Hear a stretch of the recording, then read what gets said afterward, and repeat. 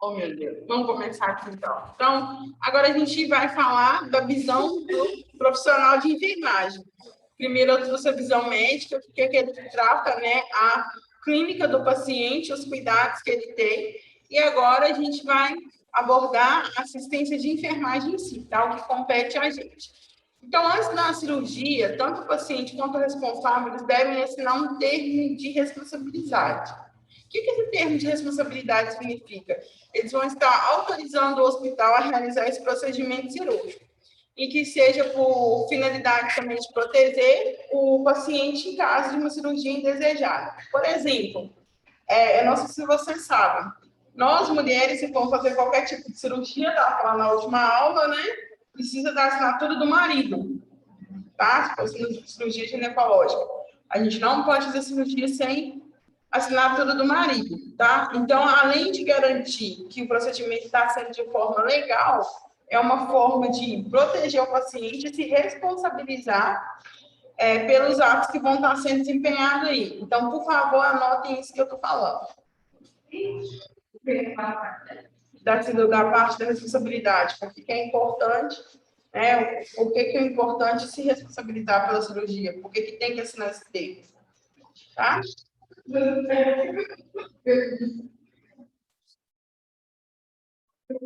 é nada. Então, cheguei agora, Ludmila. O que é para fazer, filha? olha isso. Cheguei agora, eu só peguei. Eu peguei você falando de cirurgia ginecológica. Isso, eu vou repetir de novo aqui, que a Amanda pediu para repetir, para poder anotar. Tá, joia. Estou explicando aqui da responsabilidade cirúrgica, né? Que tanto o paciente quanto o responsável do paciente tem que assinar esse termo de responsabilidade. Que nesse termo, eles vão estar autorizando o hospital a fazer o procedimento e também vai proteger o paciente caso aquela cirurgia seja indesejada. Aí, tá. pode perguntar. Aí, o que acontece? Se for uma cirurgia ginecológica e a mulher ela for casada ou ela tiver namorada, enfim, se ela tiver um cônjuge, mesmo que não seja judicialmente, né, lá na justiça, casado no cartório e tudo mais, o marido ou o acompanhante dessa mulher ele tem que assinar autorizando que esse procedimento aconteça, senão o hospital não pode fazer. Eu dei esse exemplo. Um dos exemplos que acontecem, muita gente não sabe. Então, estou falando aqui do termo de responsabilidade legal. Por que tem que assinar? Deu para você entender, Denise? Amanda, Denise, deu para vocês entenderem?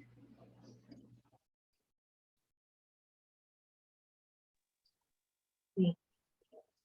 Então, vamos continuar aqui, então. Então, a assistência do pré-operatório, ela vai ter um objetivo de um preparo psicossocial e físico, identificando, assim, os fatores físicos como também emocionais do paciente, pois interferem na condição para o ato cirúrgico.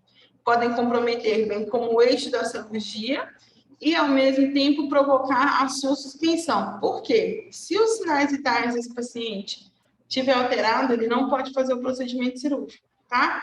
Quais são os sinais vitais que a gente tem que verificar no paciente antes dele entrar no procedimento cirúrgico? Alguém sabe? Quais são os sinais vitais que a gente tem que verificar no paciente antes dele entrar no procedimento cirúrgico?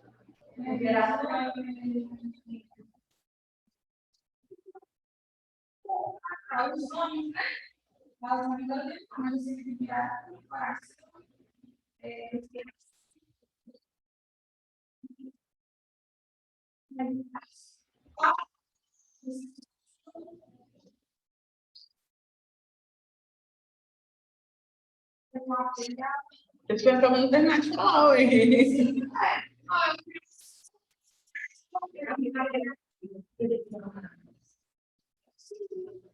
Vamos lá. Quais são os sinais vitais que a gente tem que definir no paciente antes dele ir para o procedimento cirúrgico? Frequência cardíaca, frequência respiratória, temperatura axilar, tá? Pressão arterial e oximetria. É a saturação. Eu estou falando os termos para vocês anotarem. Por que você não lembrou, então, mocinha? Então, anotem para vocês não esquecerem. Frequência cardíaca, frequência respiratória, pressão arterial, temperatura axilar e oximetria.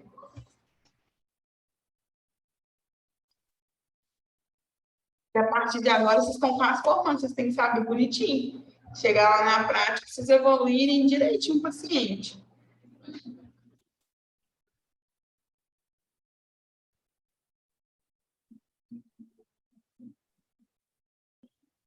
Imagina só, você chega lá na prática, a frequência cardíaca do paciente, ou afere a pressão e coloca assim, tirado, pressão arterial e frequência cardíaca. Não precisa escrever se tirar, nem escreve frequência cardíaca, não.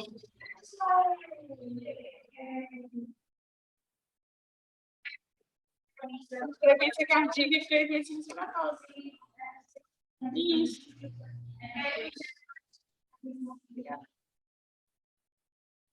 Exatamente. E se você não evoluir certo, você colocar tirar, você matou seu paciente.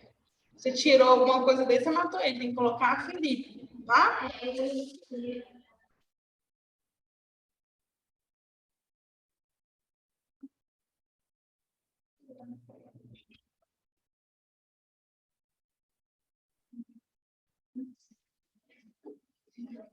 Eu ia falar que a Samara falou.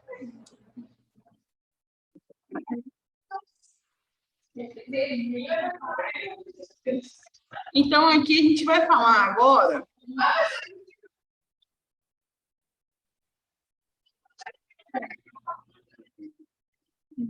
Tá. Agora a gente vai falar sobre as divisões do atendimento no pré-operatório. A gente vai falar do imediato e do imediato.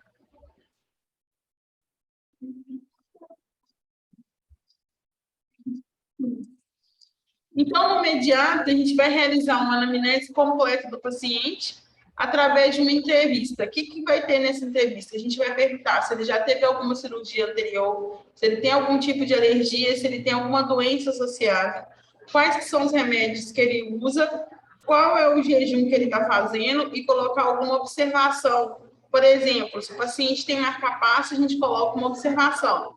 O paciente possui marca-passo, tá? Porque aí tem que tomar cuidado na hora de dar a sedação, para não fazer com que o marca-passo pare de funcionar. Se ele já tem alguma cirurgia anterior, a gente toma cuidado por causa do tecido fibroso que constrói, por causa do tecido fibroso que se constrói naquela região, tá? Então, vai ser uma região de mais difícil acesso na hora de fazer o procedimento cirúrgico.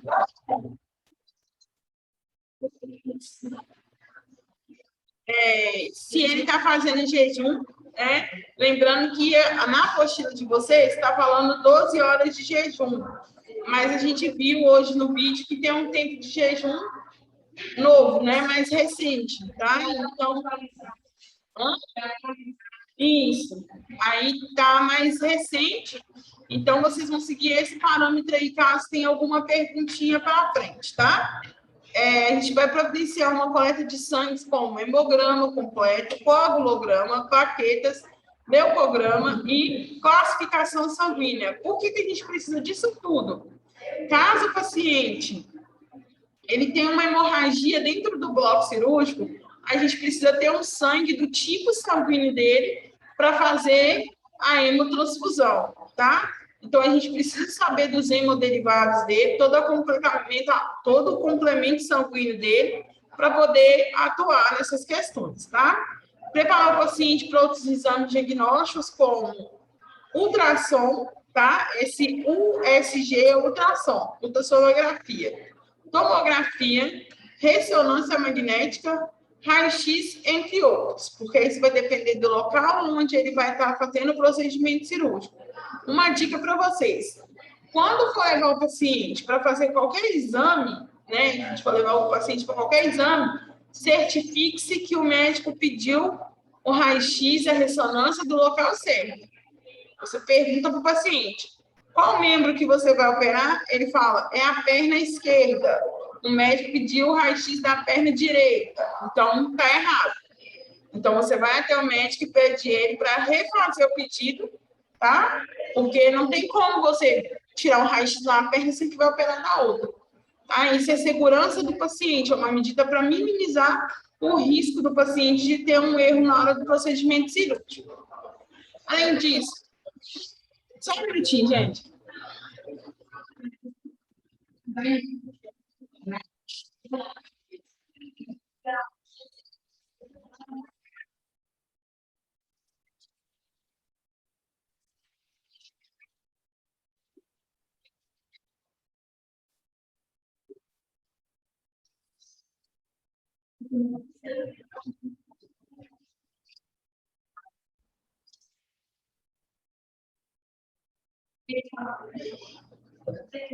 Não, eu nem estou trabalhando na aula. Eu tinha ido pedir os meninos das outras turmas para fazer silêncio, que estavam atrapalhando aqui. Não sei se vocês perceberam, eu comecei a gritar na hora para outra, para ver se vocês conseguiam escutar. Continuando. Controle dos sinais vitais. Quais são os sinais vitais que eu falei para vocês agora há pouco?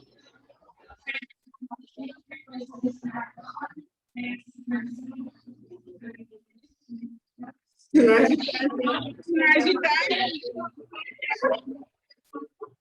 Sinais vitais são os sinais vitais. Isso. Então pressão arterial, tá? Frequência cardíaca, frequência respiratória, temperatura e oximetria. Lembrando que, anotem aí como colinha para vocês: paciente que deu febre antes do procedimento cirúrgico não faz a cirurgia, tá?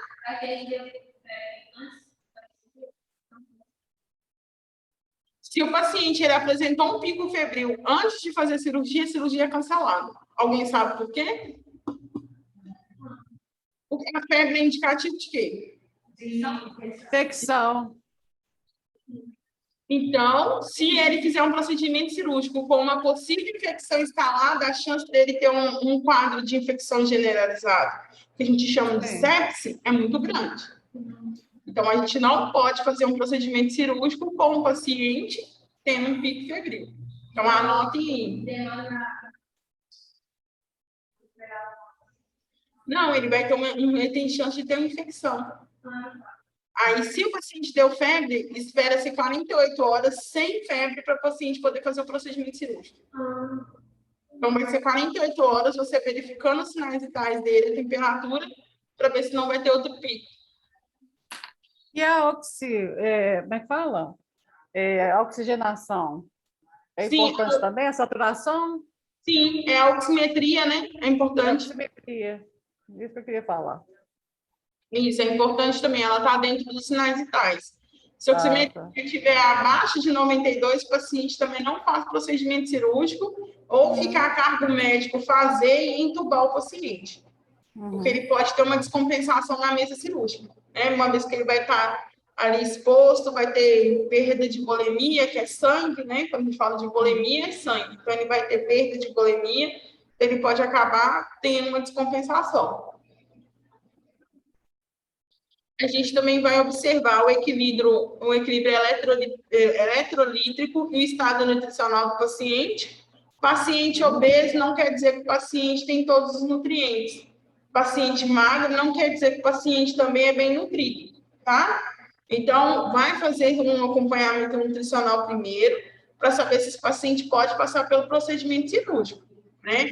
Lembra o quê? Paciente obeso, ele tem o quê? Excesso de tecido adiposo. Não quer dizer que ele tem excesso de nutrientes, não. Mesma coisa com o paciente que ele é baixo peso, não quer dizer que é porque ele tem uma estrutura corpórea mínima, né, digamos assim, mais magrinho, não quer dizer que é porque ele tem tudo também, não, tá? Ele pode ter algum tipo de déficit de algum tipo de vitamina ou algum complemento eletrolítico, tá? Então, sempre vai ter esses exames para observar o estado nutricional do paciente, uma vez que toda vez que ele fizer um procedimento cirúrgico, né, ele vai ter uma perda dentro desse procedimento cirúrgico. Então, a gente tem que jogar sempre para mais, nunca para menos. Então, a gente nunca pode contar que o paciente tem sem saber que ele tem, tá? A gente vai orientar sobre os exercícios respiratórios e a importância da tosse e a deambulação precoce. Alguém sabe quais são esses exercícios respiratórios? Vocês viram eles em física médica?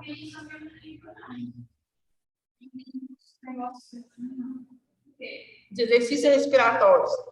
Vocês lembram? Pulmonar, né? Aquele pulmonar, não é isso, o Ludmila? Isso. Pulmonar, o assopro é um deles também, Sim. né? Eu não sei como é que chama aquele negócio. E outra coisa é observar a panturrilha, né? Fazer exercício para a panturrilha, que é o nosso segundo coração, né? Para Sim. fortalecer esse paciente, né? Sim. Esse Mas aqui é agora respiratório. Ah, é respiratório, não. Ah, sei lá. é isso Acho que que eu eu ia tô lendo. falar. Vamos focar no respiratório. Todos que você falou tá certo, mas focando no respiratório, vocês sabem como ensinar o paciente vocês a respirar? E Como? solta. Prende e solta. Respira, prende e solta, não é isso? Primeiro, você vai orientar o paciente a puxar o ar pelo nariz, Isso. encher o pulmão e depois soltar pela boca, tá? Se for necessário, faça com ele. Prender um pouco, né? Não? Também? Enquanto ele está puxando, ele está segurando o ar, né? Ele vai ter que expandir o pulmão todo. Geralmente, o paciente Aham. respira com o diafragma, ele já vai ter dificuldade de fazer esse exercício. Isso também vai com paciente com ansiedade também. Uhum. A respiração, essas técnicas de respiração, elas fazem com que o paciente fique mais tranquilo e também a gente verifica a expansibilidade pulmonar desse paciente. Por quê? Se o paciente é um paciente sedentário, ele não tem a respiração pulmonar, ele tem a respiração diafragmática, tá? O diafragma, ele é capaz de dar a oxigenação que a gente precisa, só que não é a mesma coisa de respirar com o pulmão. Como que a gente sabe que a pessoa está respirando com diafragma? Como fala? Como a gente sabe que o paciente ele respira com o diafragma e não com o pulmão? A respiração curta e saturada, né? Não? Pelo assovio também. É. O assovio na ausculta. O quê? Quando a pessoa respira pelo diafragma, algumas delas dá tipo um assovio. na ausculta com esteto. Algumas pessoas, elas têm essas características. Tá, mas eu estou falando de visualizar. Visualizando, como que a gente sabe? Quando ele tem a respiração curta. Na verdade, ele vai mexer a parte abdominal, ele não mexe o tórax. Uhum. Se ele não está respirando com o pulmão, como vocês vão ver o pulmão dele mexendo? É aquela que vocês já viram criança respira mais que o diafragma do que com o pulmão. De ver a barriguinha dela movimentando, principalmente quando é bebê. Né? Movimenta bem a barriga, depois, com o passar do tempo, movimenta o pulmão, depois volta para a barriga de novo. Por que volta para a respiração diafragmática? Porque não faz exercício físico. Porque o gasto que a gente precisa de oxigênio é maior quando a gente faz exercício físico. E quem pode dar esse suporte é o pulmão. Na verdade, a gente tinha que respirar com o pulmão e o diafragma ser um suporte. Só que por causa do sedentarismo e outras comodidades que vem com o tempo, a gente também foi ficando preguiçoso. Então, usou o que dá chance de trabalho. Todo mundo aí para e tenta respirar com o pulmão. Puxa o ar pelo nariz, enche o pulmão, depois solta.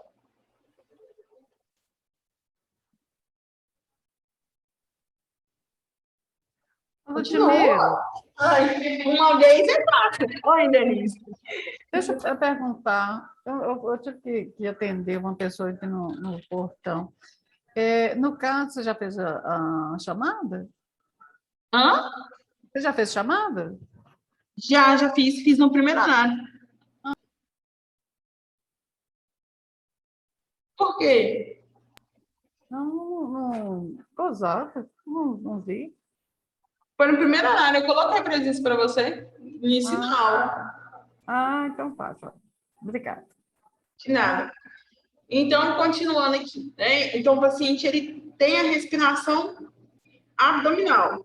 Então, gravem isso. Quando a pessoa tem a respiração abdominal, é diafragmática, tá? Então, é importante a gente orientar ele quanto à respiração pulmonar, que é encher o pulmão de forma adequada, para ele ter uma melhor resposta no pós-operatório.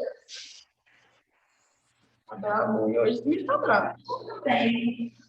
Orientar quanto ao uso de medicação. Dependendo da medicação, o paciente tem que suspender antes da cirurgia. Que tipo de medicação? Anticoagulante. Tá? O paciente dá uma suspendida aí de 1 dia, 2 dias, ou dependendo da medicação, 12 horas antes do procedimento cirúrgico. Alguém sabe o que fez isso. Pode falar, Marília. Minha mãe fez cortou esse medicamento para fazer a cirurgia dela. A cirurgia dela foi a TAV, né? Aquele procedimento tipo catéter. Sim. E aí pela virilha, né? E aí, como eles entraram logo após com a AS, né? Depois da cirurgia, entraram com a AS para não coagular o sangue, né? Um dia eu encontrei a cama dela toda cheia de sangue, você acredita? Nossa. Aí eu falei, gente, que isso, né? Mas depois que eu fui ver que estava começando a administrar essa depois da cirurgia, né? Tá. E aí foi tirar o catéter, como é que fala? Ixi, peraí. Foi tirar e vazou. Foi vazando, e eu falei, nossa Senhora.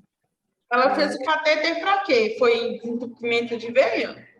Não, esse TAV, ele por exemplo, no caso dela, ela tem 85 anos. Esse TAV é um procedimento igual o catéter. Então, a válvula que foi colocada no coração dela entrou fechada até chegar onde precisava na veia aórtica, né? E aí ela teve que fazer sem ser evasiva, né? No caso, porque ela não tem nem idade, né? Faz para. Sim. Aí foi pela femoral, né? Levou o catéter femoral. Foi, exatamente. Só que aí no caso da sua mãe, o AS, ele não é ele é um antiagregante plaquetário, né? Ele não é um anticoagulante. Ele serve para evitar a agregação de plaqueta. né, causar trombos. Exatamente, isso mesmo.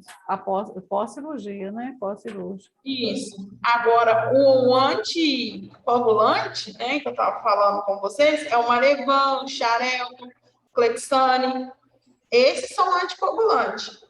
Esses atuam no fator de coagulação sanguínea, literalmente. Tá. Então, se o paciente tomar esse remédio antes de ir para o bloco cirúrgico, ele vai sangrar até a morte. E aí eles cortam, faz como é que fala esse procedimento 2 dias antes? Dependendo do caso, primeiro são feitos exames para ver quanto tempo o paciente pode ficar sem, né? É o famoso RNI, que é o exame para fator de coagulação sanguínea, tá? Aí, dependendo do RNI do paciente, ele pode ficar até 1 dia, 2 dias antes, porque isso depende da dosagem, né? Tem paciente que tem que tomar 2 Marevan, é uma dosagem muito alta. Então, isso vai depender da utilização e da função que ele toma esse remédio. Então, isso depende muito de paciente para paciente, mas é importante orientar ele que medicamentos que vão atrapalhar a coagulação sanguínea não podem ser tomados, tanto o agregante plaquetário quanto o anticoagulante. Entendi. Continuando aqui. A gente tem a lavagem intestinal, que deve ser feita na noite anterior à cirurgia, e esse procedimento deve ser realizado apenas em alguns tipos de cirurgia. Que cirurgia? Que tem a ver com o colo, que é o intestino, tá? Então, seja uma cirurgia do trato anal, do reto, né? Quando a gente fez o prolapso de reto, aí a pessoa ela fez uma lavagem intestinal. Mas para quê, professora? Para evitar no meio do procedimento vir as fezes, tá? Contaminar. A área já é contaminada. A cirurgia anal já é considerada uma cirurgia contaminada pelo local, mas é para evitar que tenha eliminação fecal, tá? Então, isso vai diminuir, né, a liberação, o risco da liberação do conteúdo intestinal durante a cirurgia, provocado pela medicação relaxante muscular. O que é um relaxante muscular? Ele vai estar junto com um remédio para o quê? Anestesia, tá? Então, como relaxa a musculatura, também faz o quê? Relaxamento de esfíncter. O esfíncter também é uma musculatura. Então, o esfíncter é o que controla a abertura e o fechamento para eliminação das fezes. Também para eliminação urinária, tá? Então, com esse relaxamento, a pessoa faz sem perceber. Então, geralmente, os procedimentos eles são realizados de 8 a 12 horas antes da cirurgia, e da aplicação de enemas é realizado também a utilização de laxativos. Enema, vocês vão conhecer também como cristério, tá? Que é o líquido que introduz no canal anal do paciente e ele retira todas as fezes. Tá? Então, o paciente fica lateralizado na posição de síntese e recebe esse enema aí, tá? Aí toma muito cuidado, porque realmente sai tudo. Tudo que tiver para sair, sai. Então, vai de capote bonitinho, de óculos, máscara, touca, vai extremamente paramentado para evitar que tenha contato com as suas mucosas, tá? E nem é de ruindade do paciente, não é, porque ele vem realmente, o edema faz com que saia tudo, não deixa ficar nada lá. Ô, Ludmila, e quando é uma cirurgia que não tem preparo, né? Tipo assim, o de urgência. Sim. Aí como que é? Lá na própria sala já faz essa limpeza automática lá? Então, se for uma cirurgia de urgência que não tem como fazer o preparo antes, aí entra aquela questão do risco-benefício. A gente sabe que vai trazer um risco para o paciente, porque não vai passar pelo pré-operatório, né? Ele já vai direto para dentro da sala de cirurgia. Aí a gente olha qual que vai ser o fator de benefício para ele. Se ele ir sem fazer a tricotomia, para fazer a tricotomia na hora, enfim, fazer todos os procedimentos lá dentro do bloco, que não é o correto, a gente pensa se aquilo vai causar algum benefício para ele. Se for causar mais malefício, não é feito. Entendi. Cirurgias de urgências são feitas dessa forma. É colocado na balança. Ele precisa, por exemplo, igual a cirurgia de apendicite. O apêndice dele rompeu, tem que tirar agora, não dá para fazer preparo, mas ele comeu.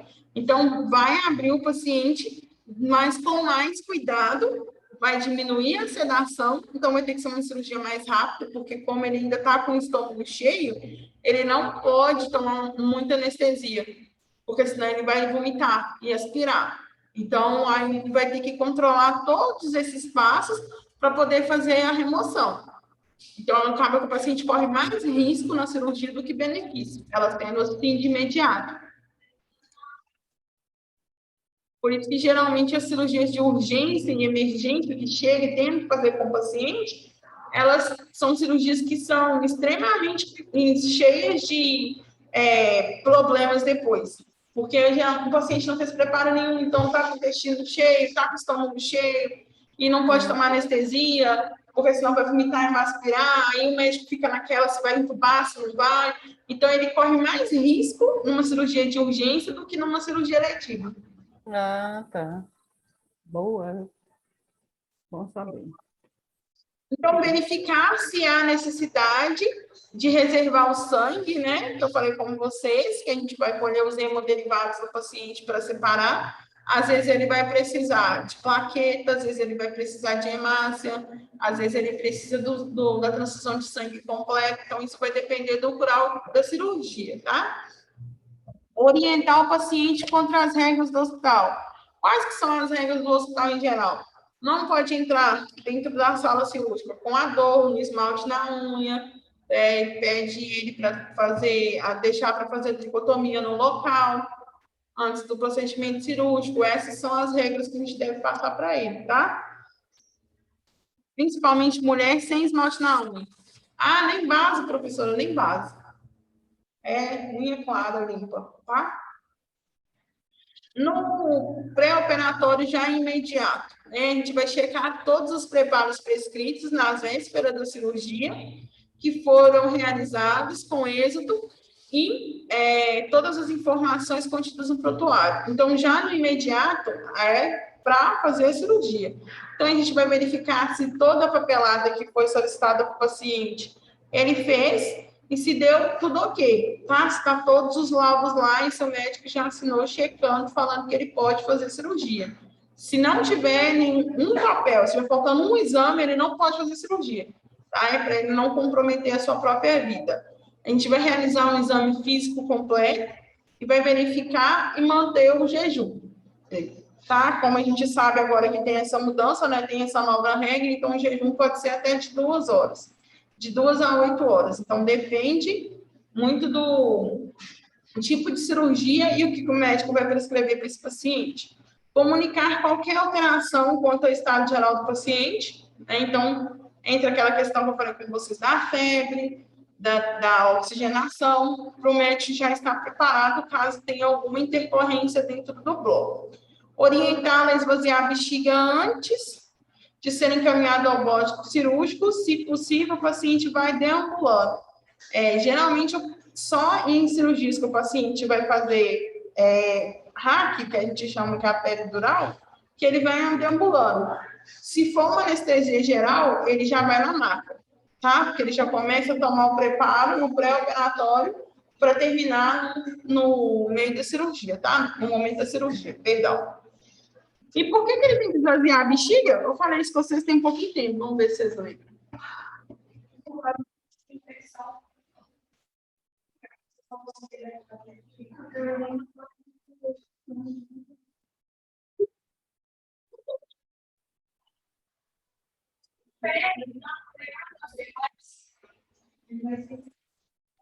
Giovana, me salva. Quem aí sabe por que é importante o paciente esvaziar a bexiga antes de ir para o bloco?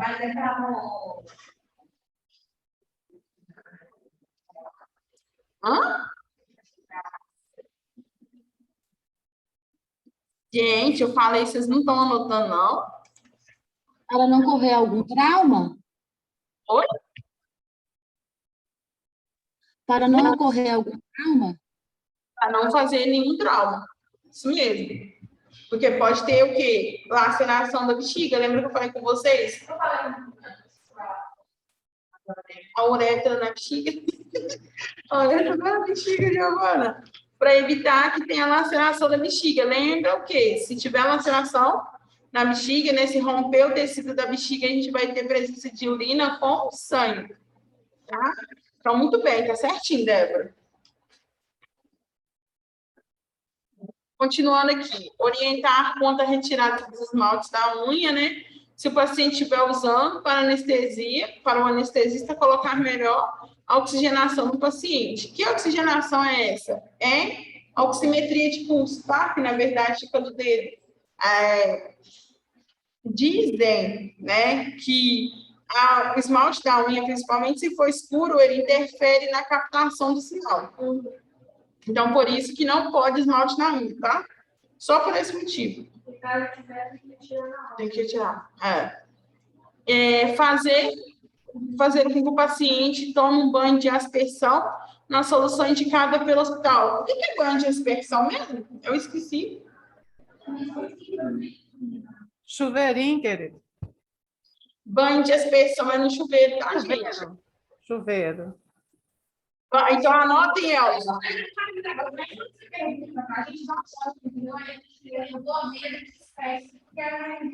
está nervosa comigo por quê? Já tem mais...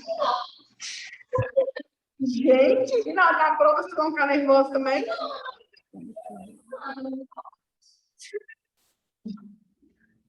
Na prova falta para você ver, vai ficar com zero. Então, vamos lá. Anotem. Banho de aspersão é o banho no chuveiro. E banho no leito é? No leito. Ah, fantástico. Esses dois banho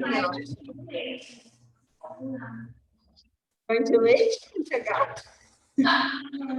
Eu, hein? Então, antes de realizar o banho, fazer a tricotomia na região indicada com 30 minutos de antecedência. Se possível, ou até 2 horas antes do procedimento. Então, o tempo indicado para tricotomia é de 30 minutos a 2 horas antes do procedimento. E como tem que ser feita essa tricotomia mesmo? Com o quê? Que negócio? Com barbeador elétrico, tá? Porque a lâmina aumenta o risco de infecção. Então, anotem aí para vocês não esquecerem. Barbeador elétrico, tá? A tricotomia ela tem que ser realizada com barbeador elétrico de 30 minutos a 2 horas antes do procedimento e não pode ser feito com a lâmina, né, com Prestobarba, Gillette, a marca que vocês preferirem aí, não pode ser feito com lâmina, porque senão vai aumentar o risco de infecção no pós-operatório desse paciente, tá? A gente vai fornecer para ele um vestuário adequado, né, que é aquela camisola descartável, um pano, touca, gorro ou botas descartáveis. Então, vamos lá. Se o paciente entrar no bloco cirúrgico, ele não pode conter roupa nenhuma sua. Então, ele vai sem calcinha, sem sutiã, sem cueca, ele vai do jeito que ele vem ao mundo, apenas com a camisola. Chegando lá, dependendo da área da cirurgia, ele fica totalmente exposto, tá? O médico geralmente tampa a região íntima dele, caso não seja necessário com os campos, vocês viram, né, muito bem nessa imagem, só fica exposto ao local que vai fazer a cirurgia. Mas ele precisa colocar a touca, que é para evitar que o cabelo dele entre em contato com o que está lá no momento, né, contaminar o campo, e ele precisa de botinhas no pé, que é o propé, tá? Para também evitar que esbarrem no pé dele por algum motivo e tenha colonização de bactérias. O paciente que faz uso de prótese, lente de contato, joia, etc., devem ser todos retirados e guardados. No final do procedimento cirúrgico, ele tem todos eles de volta. Novamente, deve verificar os dados, né, vitais, que é a pressão arterial, frequência cardíaca, frequência respiratória, temperatura axilar e oximetria, tá? A gente vai administrar as medicações pré-anestésicas, que a gente chama de MBA, cerca de 45 a 60 minutos antes da cirurgia. Todos os cuidados pré-operatórios eles devem ser realizados antes da aplicação desse medicamento, porque após a administração desse medicamento, o paciente começará a ficar no estado de sonolência. Quando que é dado esses medicamentos? quando o paciente vai tomar uma anestesia geral, tá? A RAC, ele não toma nenhuma medicação antes.